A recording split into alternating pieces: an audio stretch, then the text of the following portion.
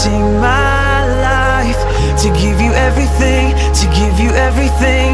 I'm lifting my hands, I'm lifting my heart, I'm lifting my life to give you everything, to give you everything.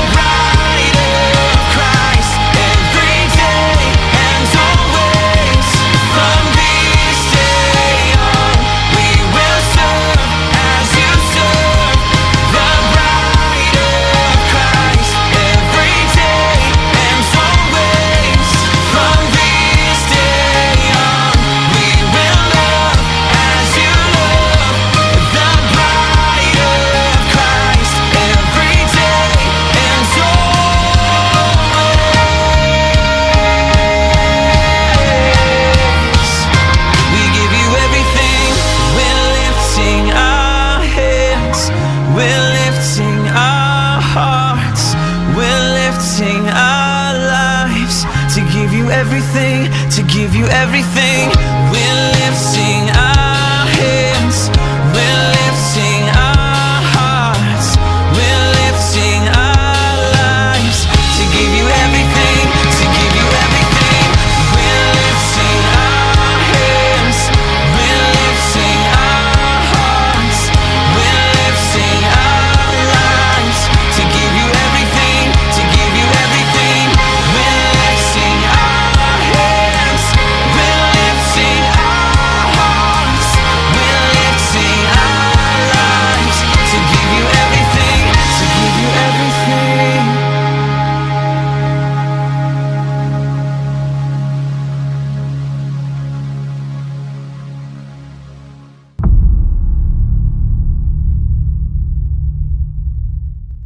Okay, isang magandang gabi sa ating lahat, Luzon, Visayas at Mindanao, lahat po na nanonood sa ating YouTube channel, sa ating Facebook. Maraming salamat po sa mga umatin ngayong gabi. Magkakaroon lang tayo ng konting simple devotion lang.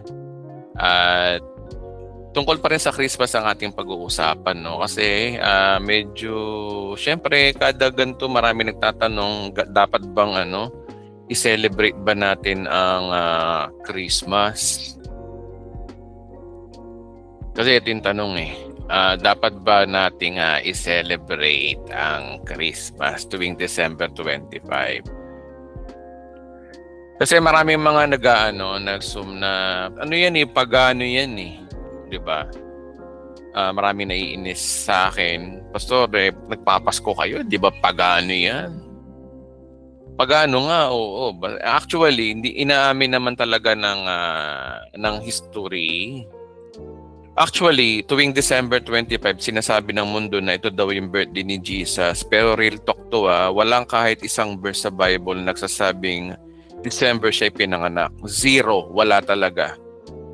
Sa Lucas chapter 2 kasi may mga pastol na nasa bukid sa gabi. Sa Palestina, hindi yan nangyayari sa gitna ng taglamig. And punta tayo ng Israel ngayon, nagyayelo. Paano magiging December nung pinanganak si Christ? May mga pastol na tupa nga sa gabi na nanginginain. Saan kayo nakakita ng gano'n na kahit man lamang yung tupa, kumakain man lang ng halo-halo, wala naman sigurong gano'n, no? So, hindi pa rin, hindi ka rin counted, hindi pa rin totoo talaga na Christmas. Walang binabanggit ang Biblia na eksaktong kapanganakan ni Jesus eh. So bakit December 25? Simple lang, dati itong paganong pista ng Roma. Birthday ito ng kanilang sun god na tinatawag na Natalis Invicti. Sikat na sikat ito noong araw. Instead na burahin ni Rebran, pinalitan ng pangalan ni Kristo. Old habit na naging new label. Matagal na nilang habit, ginawa ng bagong label. So maraming ring Christmas traditions na hindi galing sa Biblia. Kagaya ng gift giving, galing yan kay Saturnalye. Yung pagbibigay ng regalo. Pero history, nung pumunta ang mga panta sa bahay ni Christ, ng bata si Jesus Christ, wala na sa sabsaban yun, nasa bahay na. Hindi naman 3 hari eh. Mga pantas, walang mga, ibig sabihin plural, marami, 3 o marami na nagbigay kay Christ. Doon daw kinuha ng Katoliko yun na nagbigay kay Christ, kaya magbigayan tayo. Pero totoo nun, nanggaling po yan kay Saturnalia, mga tradisyon ng araw. Kagaya ng sinabi ko nga kanina, old habit siya na naging new label. So marami mga Christmas tradition ang hindi galing sa Biblia. Yung Christmas tree, no, may roots yan ng ancient tree worship at sun symbolism nung araw. Pero hindi naman nangangulugan na masama ka kapag may Christmas tree ka. Pero malinaw na halo-halo ang pinanggalingan po niyan nung araw. So hindi lang Pasko ang ganito, no? Hunyo 24, February 2, August 15, maraming petsa ng mga na-Christianize na dating pagan festival. Kahit ngayong kandila at insenso, no, na ginagawa ng Catholic, aminado ang history na ginagamit na yan sa pagan worship bago pa i-adapt ng Katoliko. So anong bottom line, hindi issue po yung petsa, ang issue po yung katotohanan. Na ang unang Christians, hindi birthday ang sineselebrate, kundi kamatayan at muling pagkabuhay ni Kristo. Ang celebration talaga ng mga disipulo nung araw, hindi yung kapanganakan ni Kristo, kundi yung kamatayan ni Kristo, kasi doon ang kakaligtasan eh. So, medyo marami yan mga kapatid, no? So, simulan natin sa verse ng Lucas chapter 2, verse 10. Sabi dito, no, ngunit sinabi sa kanila ng anghel, huwag kayong matakot, ako'y may dalang mabuting balita para sa inyo na magdudulot ng malaking kagalakan sa lahat ng tao. So ito daw ay good news. Nung dumating si Jesus Christ sa mundo, good news to. Malaking kagalakan daw sa lahat ng tao. Ano yung kagalakan na yun mga kapatid? No? Bakit yung Christmas, yung Paskong kapanganakan ni Kristo, buong sangkalangitan, nagdiriwang nung pinanganak si Kristo? Bakit nagdiwang ang langit, ang mga anghel? Tapos, nung nakita ng mga pastol, nagdiwang yung mga langit, no, parito sa langit, nakita nila. At kumakanta nga ng joy to the world, the Lord has come. O yun. Di ba? Kumakanta sila ng ganun. Bakit? Kasi nga, ang good news kasi dito ay hindi yung kapanganakan ni Kristo kasi ipinanganak na yung mamamatay sa krus. Yun ang totoo nun. Kaya kasi ang good news kay Kristo, sasagipin niya ang buong mundo sa kasalanan kasi ang tao talaga papunta na ho na impyerno. Lahat ho tayo ay short sa mata ng Diyos. Walang makapagliligtas sa atin. Ang tanging kabayaran ng ating kasalanan, kailangan nating mamatay. Ang problema kasi pag namatay na tayo, hindi na tayo mabubuhay na maguli, huli na. Kaya kamatayan talaga ang kabayaran sa kasalanan. Kaya nung dumating si Kristo, yun ang good news kasi may gagampanan siyang ministry. May gagampanan siyang role. Kaya ang sineselebrate tuwing Pasko, hindi yung hindi yung regalo, yung aginaldo. Dapat turuan natin ang ating mga anak o ang ating mga anak. ang mga bagong henerasyon ngayon na ang tunay na mensahe ng Pasko ay yung kabayaran ng ating kasalanan, yung ating kaligtasan. Kasi ang nangyari, tinuro sa atin ng Catholic, ng Church, ng ating lumang tradisyon, na yung pecha yung sineselebrate, hindi yung kamatayan. Okay. Kaya mali-mali yung pecha. Mali-mali yung pagkakaintindi. Nakapokus sila sa pecha. Ang totoo naman talagang meaning ng kapanganakan ni Kristo kasi mamamatay nga siya, yun ang mensahe. Kaya nga sabi rito, no, kagalakan sa lahat ng tao. So maliwanag dyan mga kapatid na ang mensahe ng Pasko ay yung kamatayan ni Kristo kasi sineselebrate nga. Kasi alam niyo naman ang Diyos, nakatingin siya sa future, hindi siya nangyayari. Oo, isang grateful na ipanganak ang Kristo sa sabsaban kasi yun ay mensahe na ito na yung simula ng kaligtasan. Magbilang nan tayo ng 33 years, mamamatay si Kristo para bayaran ng ating kasalanan na hindi na kailangan pang sumunod sa utos ng Diyos, sa kautusan. Kasi si Kristo ang magiging hangganan ng kautusan. Yun ang malinaw doon. Okay, basahin natin ng John chapter 1. Sabi rito na pasimalapay naroon ang salita, kasama ng Diyos ang salita at ang salita ang Diyos. Sa pasimula pa lamang kasama na si Kristo, yung salita ng Diyos. Yung salita kasama ang Diyos. Ayun no, plural sila. Hindi lang sila iisa. Actually, tatlo nga sila kung tutuusin eh. Oh. Kasi may kasama ang Diyos sa pasimula.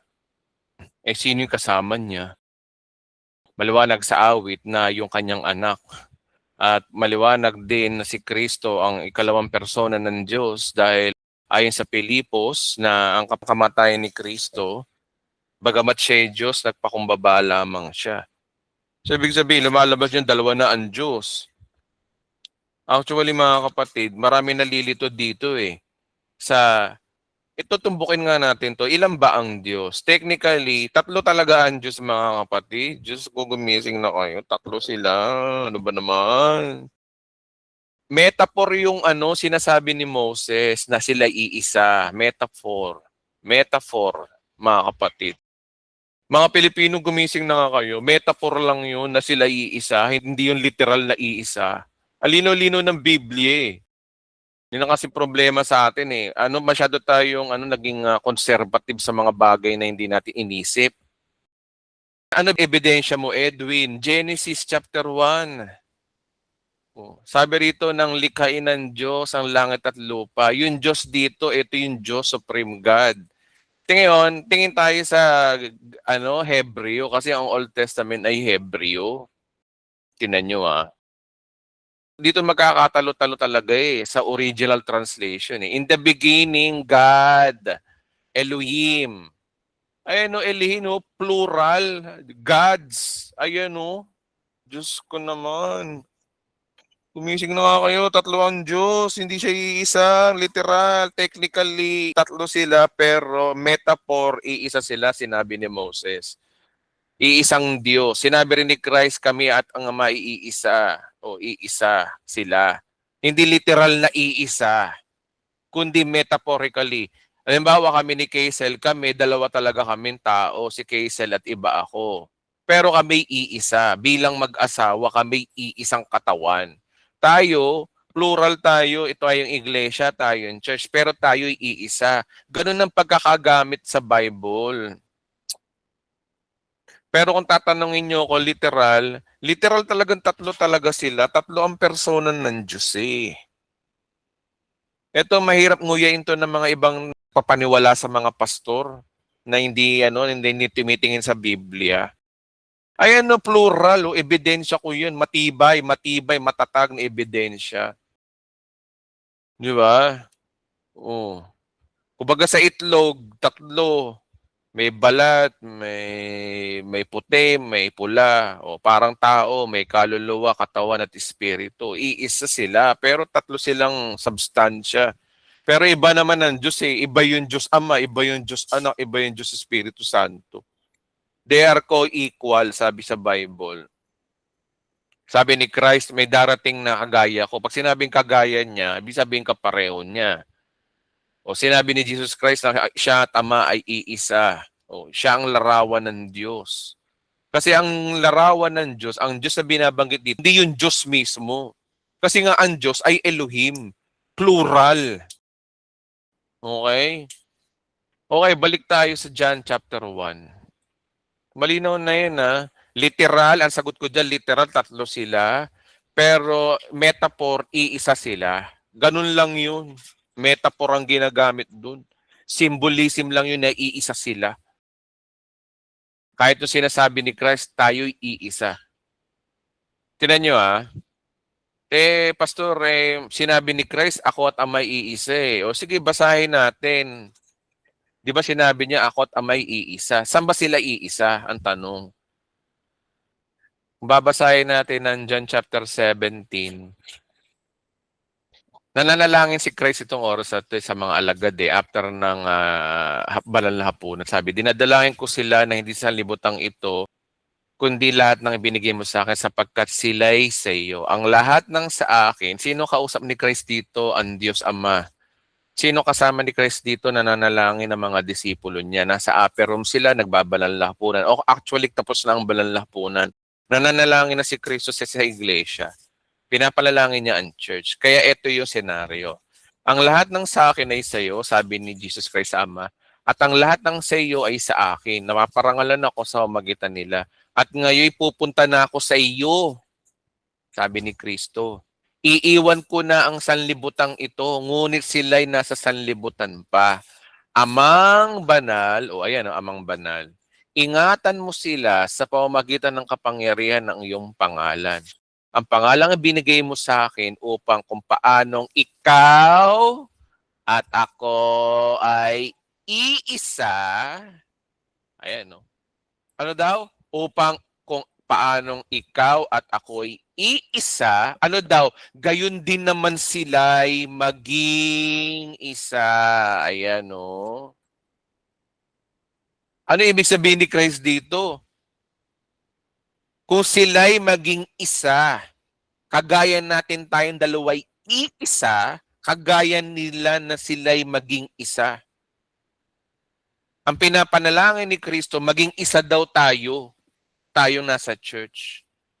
Tanong, technical bang magiging isa tayo? Ibig sabihin, si Princess Almonte, ako isa lang. Di naging bakla na ako niyan. Kasi babae si Princess. Ganun ba yon? Hindi ganun yun. Kami iisa. Nagkakaisa, hindi iisang literal. Kaya sinabi ni Kristo dito, upang kung paanong ikaw at ako'y iisa, ano yung ikaw at ako'y iisa, literal ba yan? Hindi. Bakit hindi? Kasi yung sumunod na example niya, gayon din naman sila'y maging isa. Imposibleng ang lahat ng simbahan, ang lahat tayo ay maging isa. Magkaiba si Maxima Banlawe, magkaiba si Nancy Dacuba, magkaiba ako, pero tayo daw ay iisa. So ibig sabihin, hindi literal na iisa, kundi metaphor na iisa. Nakagaya na sinabi niya kung paano daw sila, ikaw at ako'y iisa. Kaya yung ikaw at ako'y iisa dito, hindi nangangulugan literal silang pareho sila. Hindi, magkaiba sila. Nagkakaisa lang silang mag-ama. Okay? Doctrinal to mga kapatid, laban sa mga oneness na hindi nag-isip. Okay, balik tayo kay Christ. Okay, malinaw na yun na yung ako at may iisa, yan ay metaphor lamang. Ano ebidensya? Ano resibo ko? Ito, John 17:11. Na hinalintulad tayo na tayo day naiisa, kagaya daw nilang iisa. Ibig sabihin, yung sinasabing ako at may iisa, hindi po yung literal, kundi yun ay metaphor lamang. Okay? Okay. Okay. Sige na. Balik tayo sa John chapter 1. Nilikha ang lahat ng bagay sa pamamagitan niya at walang anumang nilikha ng hindi sa pamamagitan niya. Grabe si Kristo, no? Tapos sasabihin mo, tao? Tao ba yan? Gumagawa ng sansinukob, gumagawa ng universe, nakakita ng tao? Sabihin mo, tao si Kristo?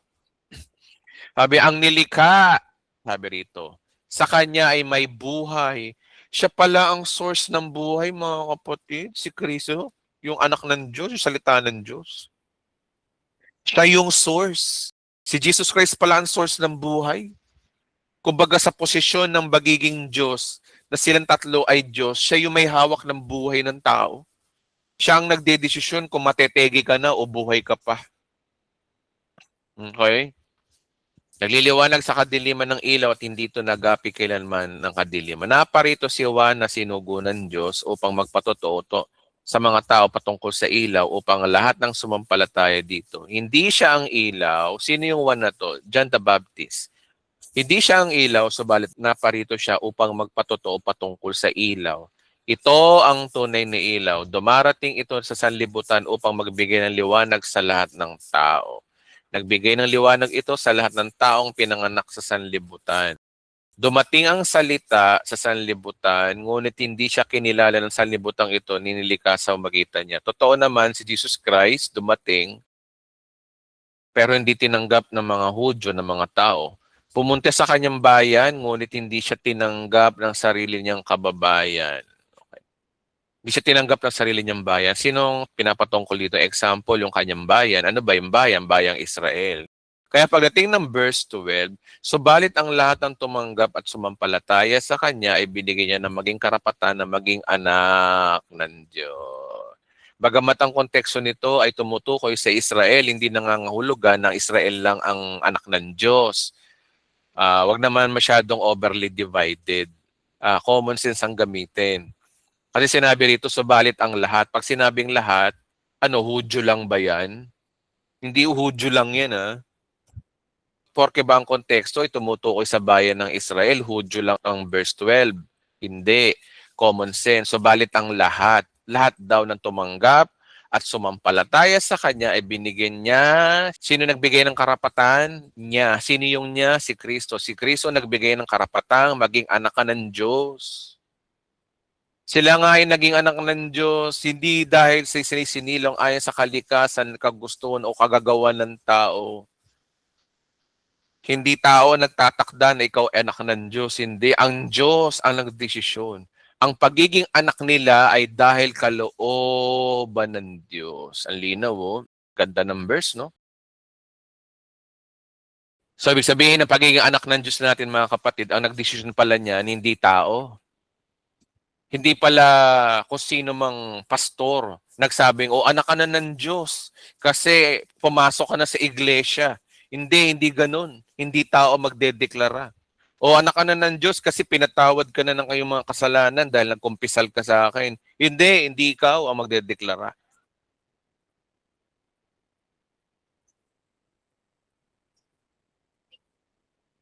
Kaya nga hindi nga required na mag-evangelism ka sa napilitin mo yung tao eh. Kasi ang tunay na nagdedesisyon para maging ikaw ay anak ng Diyos, ang Diyos mismo. Kaya tingnan nyo, pag nag-evangelize tayo, tayo ba minsan gagamitin? Hindi. Kasi alam mo, problema sa ating mga ibang born again, pinipilit natin at laging gusto tayo ang gamitin. Kailangan ma-born again tong kapatid kong to dahil sa akin. Kailangan ma-sharean ko siya para ma-born again siya. Para may bunga ka daw, bunga. Kasi sabi daw sa John chapter 15, kailangan mo raw magbunga. Sabi ng mga pastor. Hindi tao ang nagiging dahilan para ma-born again, ang Diyos pa rin. Kasi hindi laging oras ikaw ang gagamitin. Ba't naman ako, na-born again ako, nagbasa lang ako ng booklet, na-born again ako, wala naman taong nagsulat sa akin, nagsabi sa akin. Ba't ako na-born again? So, ibig sabihin, ang pagiging born again ko, desisyon ng Diyos yun, hindi desisyon ng sino man tao. Nanood lang ako ng movies, na-born again na ako. Diba? Ng Jesus of Nazareth nung bata ako. Tapos napunta ako sa Full Grace, nung nagbabasa lang ako ng booklet, na-born again ako bigla. Wala naman ako makausap sa akin. So, ibig sabihin mga kapatid, hindi tao may kagagawan. Kundi ang pagiging anak daw nila ay dahil sa kalooban daw ng Diyos. Okay. Sabi sa 14, ang salita ay naging tao at nanirahan sa piling namin. Naging tao ang salita at sila'y nanirahan sa piling natin. Nakita namin ang kanyang kapangyarihan, kadakilaan, puspos ng pag-ibig at katapatan. Tinanggap niya mula sa Ama ang kapangyarihan kadakilaan ito bilang bugtong na anak. Nagpatotoo si Juan. Sabi dito, naging tao ang salita. Yung Word of God. Sino ba ang salita? Si Kristo. Naging tao. Oh. Pag naging tao, ibig sabihin, hindi siya tao nung una. Saka nakakita na naging tao, pero tao ka na noon pa. Eh, ba't naging tao ka pa? Eh, tao ka naman pala. So, ibig sabihin, mga kapatid, hindi siya tao nung una. Nagsakatawang tao. Pag sinabing nagsakatawang tao, hindi siya tao dati. Meron siyang ibang pinanggalingan. Okay? Hindi siya tao. Eh, ano siya?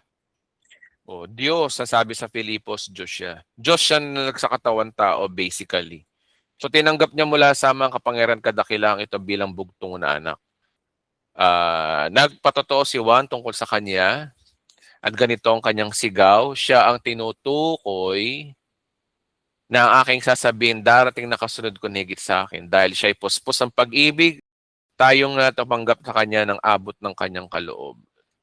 John chapter 1 verse 17, dito tayo matatapos. Sapagkat ibinigay ang kautusan sa pamamagitan ni Moses, ngunit ang pag-ibig at katotohanan, grace and truth.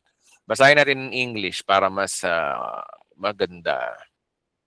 For the law was given by Moses, but grace and truth came through Jesus Christ. Grace and truth ay iisa. Conjunction niya and. Pag sinabing and, they are both. Okay? Iisa ang binabanggit. Hindi siya yung grace lang at bukod yung truth. No, iisa sila, magkasunod sila. Parang, wala, sinabi ni Kaisel, my pastor and my husband. Sabi ni Kaisel, my pastor and my husband. Sino ba yung pastor? Si Edwin. Sino yung kanyang husband? Ibang lalaki ba? Hindi. Ako pa rin yung binabanggit niya.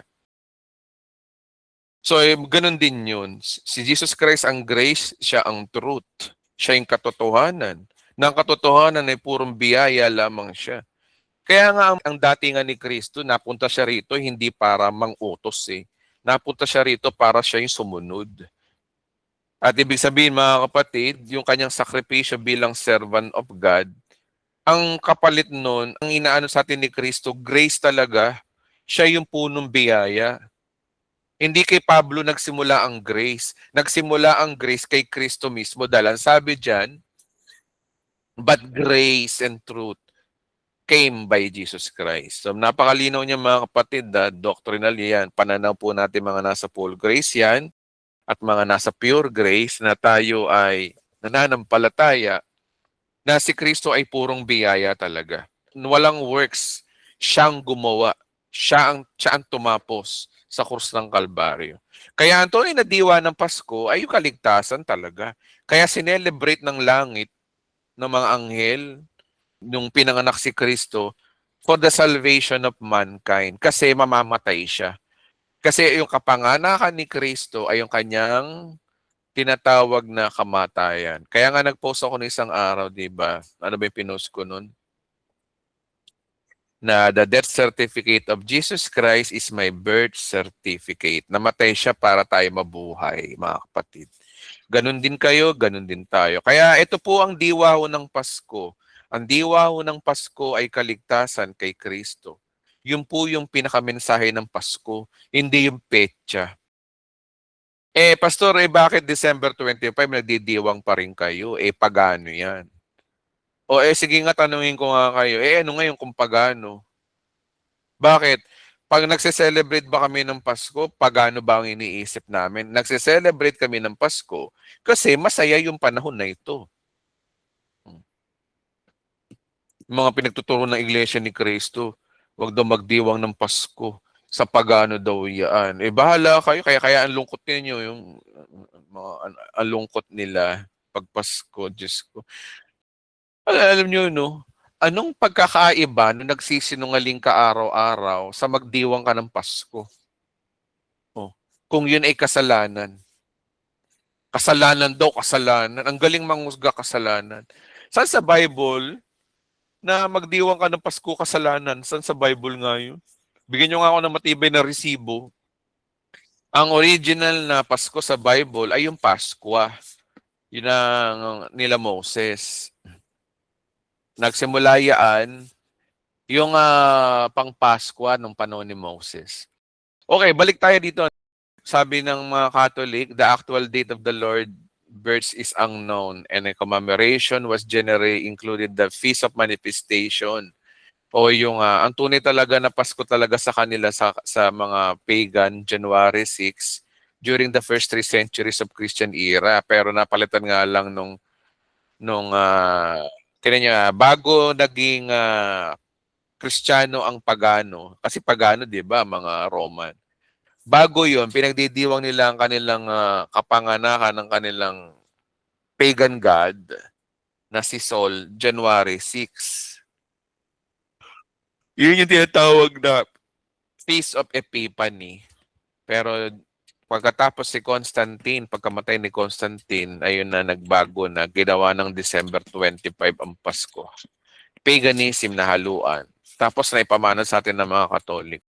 Ngayon, ang tanong, nagkakasala ba ako, Pastor Edwin, kapag ba ako nagdidiwang ng Pasko? Kapag ikaw ay Kristiyano na at nagdidiwang ka ng Pasko, ito ang mangyayari sa iyo, mga kapatid. Ito ang mangyayari sa iyo. Sabi rito, Pastor, nagdiwang ako ng Pasko, okay lang ba? Ano mangyayari sa akin? Ang sabi ng Bible, ito.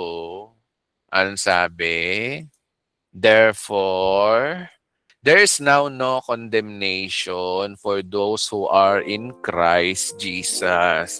Wala na raw kahatulan ang nakipag-isa kay Kristo. Kaya magdiwang ka ng Pasko o hindi, di ka nahahatulan daw, sabi ni Kristo. Oh. Ito yung malaking pambasag sa mga sa mga legalistic masyado na ayaw magdiwang ng Pasko, baka magkasala. Kapatid, hindi ka nagkakasala kasi ang sabi rito, kapag na kay Kristo ka na, wala nang condemnation. Kaya magdiwang ka ng Pasko o hindi, wala rin pagkakaiba rin yun. Walang effect sa'yo, hindi galit ang Diyos sa'yo. Ang Diyos ay nananahimik sa langit kasi tinapos na ni Kristo ang lahat.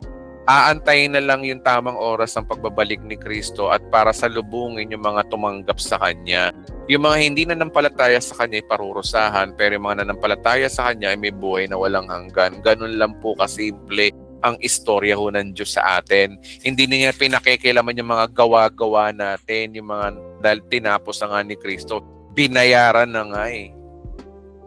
Bakit pasisingilin ng Diyos ang iyong kasalanan? Binayaran na nga.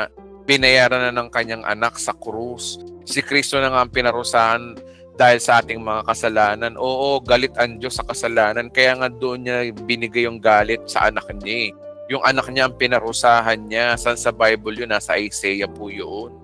Na imbis na tayo ang tumanggap ng latay at sugat, siya ang tumanggap para sa atin.